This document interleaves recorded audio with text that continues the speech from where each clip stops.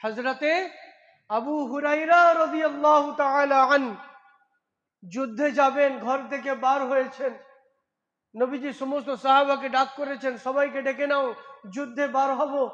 হযরত আবু হুরায়রা রাদিয়াল্লাহু তাআলা যুদ্ধে বার হচ্ছেন।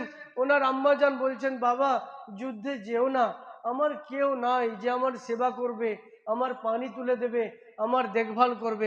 আম্মাজান, আপনি আমাকে আল্লাহর রাস্তায় গলা কাটাতে দেবেন না?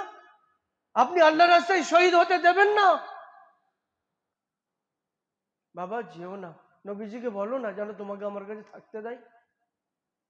হযরত আবু হুরায়রা রাদিয়াল্লাহু আনহু মায়ের কথা শোনেননি, নবীজির কাছে চলে এসেছেন ছুটে, তরবারি নিয়ে, তলোয়ার নিয়ে, ঢাল নিয়ে, সব নিয়ে প্রস্তুত, যুদ্ধে বার হবেন।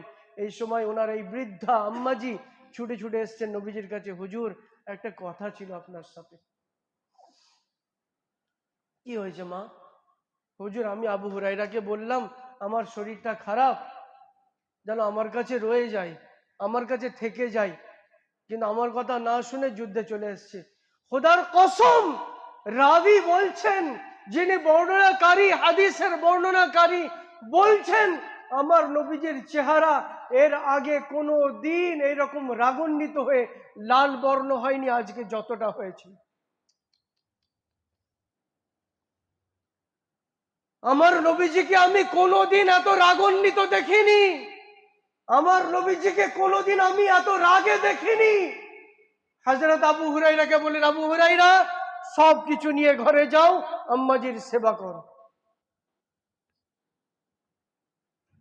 জিহাদ ফরজ,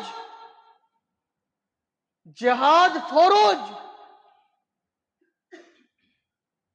সেই ফরজ কাজ ছেড়ে দিয়ে নবী করিম সাল্লাল্লাহু আলাইহি ওয়াসাল্লাম বলছেন, আবু হুরায়রা তোমাকে যুদ্ধে যেতে হবে না, তুমি তোমার আম্মাজির সেবা করো।